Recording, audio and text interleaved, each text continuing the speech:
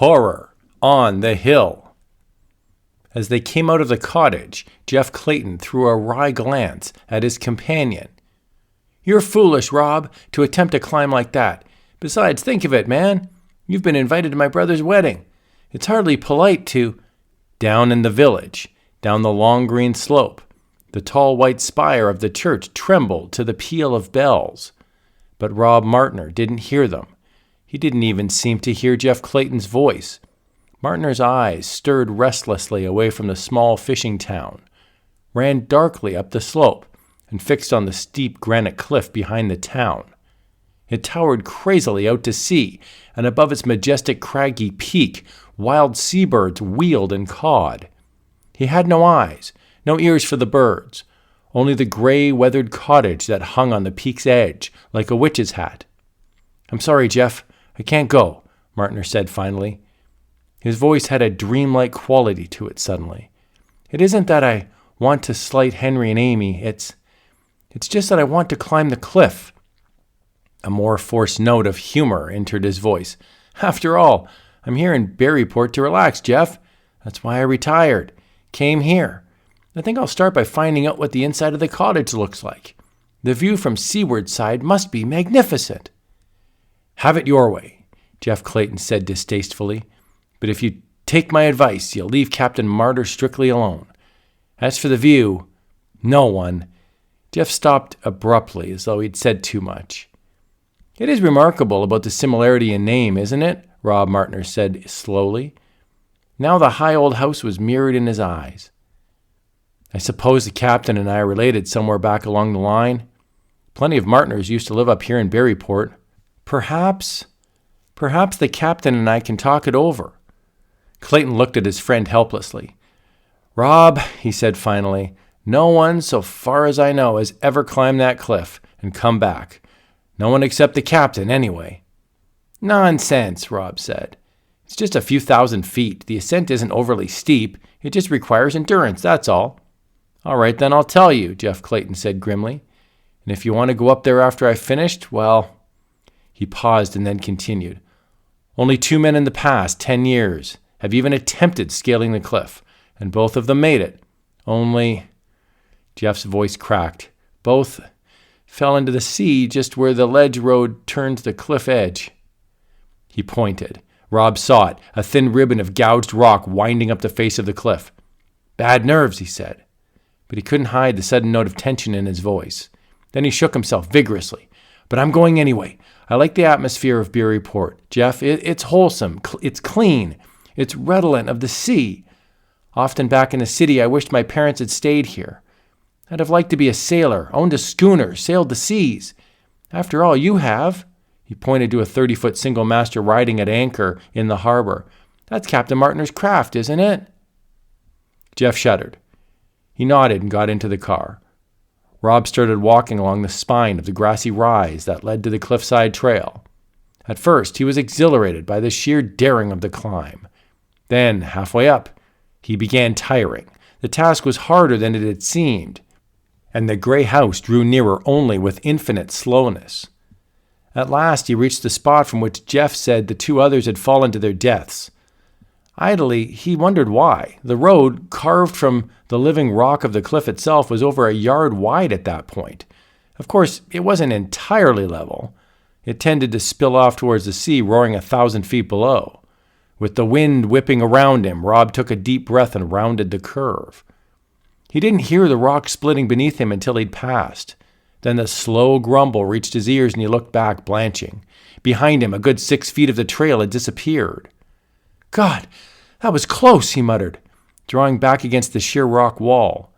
He didn't hear the segment of trail hit the water, but he saw the splash, leaning dizzily forward. Then he looked up. Before him the trail was clear, and he couldn't go back. Not now, anyway. The only clear way was to the top. The trail grew steeper. About his head the wild seabirds fluttered, shrieking their nameless cries.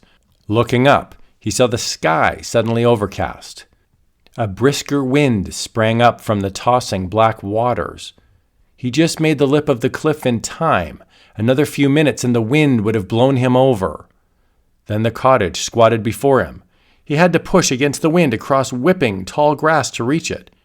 He fumbled with the ancient door latch. The door smashed back. An instant later, he stood within, in the semi-darkness of the beamed interior, lit only by the roaring flames of a fire. His eyes swept the room. "Empty, by God," he said. Then he gave a start, as a figure stirred in the old captain's chair by the fire. A thin chuckle oozed from the shadows. "Not empty, Robb. Not empty yet. I'm here." "The captain!" "Aye, Robb. Old Captain Martner."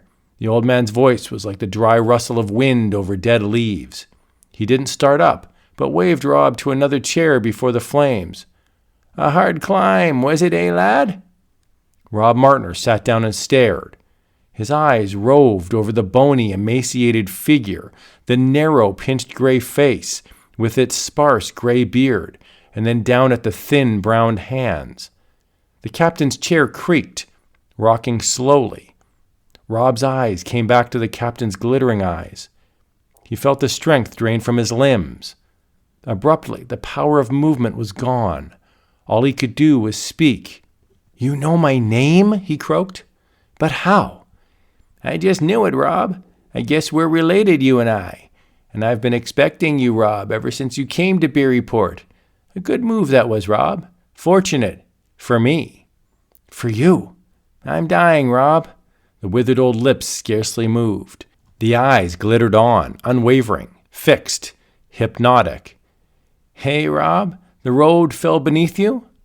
A cold chill crawled down Robb Martner's back. How did you know that?" he asked. "You say you're dying. We've never met. Yet you know me by name, even know something you couldn't have seen." "I know, Robb. I know. That's all." "I've got to be getting back." "You won't be leaving, lad," the captain said dryly. "Not until after I'm dead, at least. And even then, you might want to stay a while and think, for you'll have a job to do by then." You mean to keep me here? Kill me, like... "I didn't kill the other two who climbed here, Robb. They murdered themselves. Or rather, a yarn of mine did. Once they'd heard it, the agony of life it told made them take their own. But you're stronger stuff, Robb. You can hear that tale and live." There was a ghostly chuckle. "You're a Martner, Robb." "What tale?" Robb Martner asked with a thrill of horror. The withered old mouth parted in a hideous grin. "The rhyme of the ancient mariner, Robb. It's a tale we Martners must tell. Forever." Mariner. Martner. Robb's blood froze. He tried to rise, to break the paralysis in which the old man's eyes held him, but fell back helpless. The ancient lips writhed, and the tale began. "It is an ancient mariner, and he stoppeth one of three. By thy long grayed beard and glittering eye, now wherefore stoppeth thou me?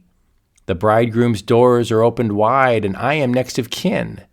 The guests are met, the feast is set, mayst hear the merry din." He listened, thinking of Hank Clayton's wedding. He'd never be a guest now. He was doomed to listen to the ancient mariner, doomed to take his place when the tale was done and Captain Martner died, doomed perhaps to sail the seas until... The captain paused, the glitter in his eyes fading. "Hi, Robb. I know what you're thinking. You've guessed your mission, lad," he cackled in his high-pitched voice. "But you always wanted to be a seaman, didn't you, Robb?" It was a dry, deathly chuckle. "You'll have plenty of time now, Robb. You'll have my house, my boat to sail in, and tell your tale wherever you go, wherever the agony comes on you, lad. For it comes, Robb, and it never bates until the story's told. Now, sleep. Sleep, for when you wake, I'll be dead, and you'll be the ancient mariner." Robb tried desperately to keep his eyes from closing, but they dropped, slowly, like coffin lids. Through the lulling waves of oncoming sleep, he heard the captain's cracked voice take up the tale again, slowly fading on the last stanza of the famous poem. "He went like one that hath been stunned, and is of sense forlorn, a sadder and a wiser man. He rose the morrow morn."